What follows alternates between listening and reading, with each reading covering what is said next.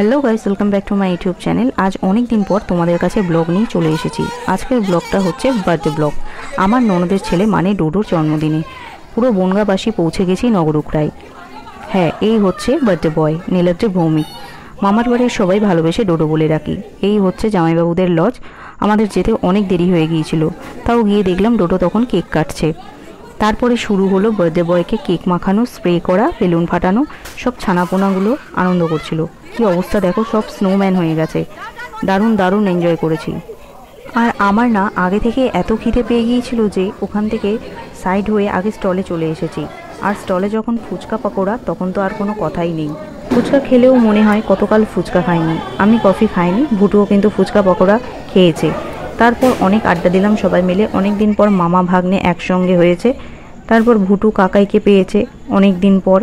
আর এদিকে ভাই ওর মামাকে জন্মদিনের একটা আগাম গিফট দিয়েছিল, সেটা হলো ব্লুটুথ হেডফোন।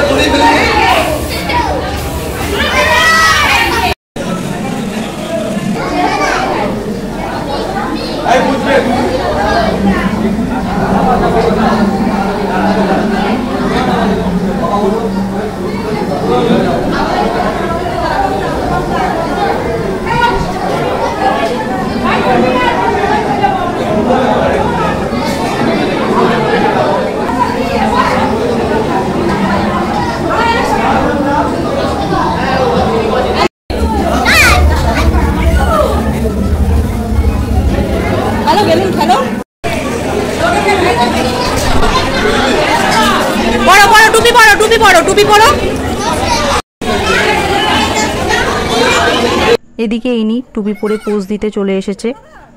আমরা যে গিফটটা দিয়েছিলাম সেটা ডোডোকে আমি পরিয়ে দিলাম, রিস্ট ওয়াচ, যেটা ডোডোর খুব পছন্দ হয়েছিল। আর তার সঙ্গে ছিল এই হনুমানজির পেনটা, যেটা ওর সবথেকে ইউনিক গিফট বলে মনে হয়েছে।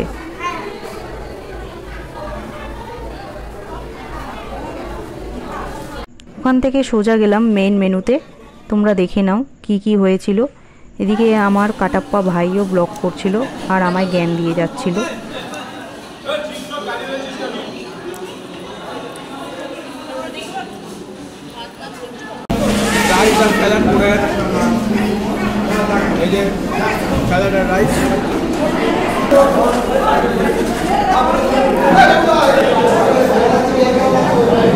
খুবই সুন্দর হয়েছে, রাইসটার সাথে কম্বিনেশন খুব ভালো যাচ্ছে। গরম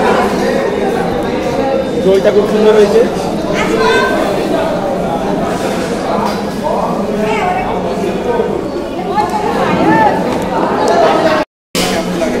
লাইটটা দাও দিকে,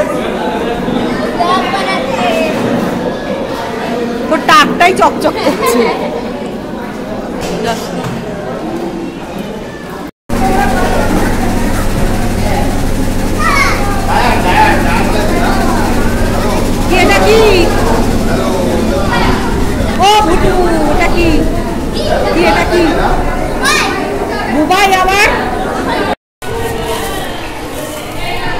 দেখো কত গিফট।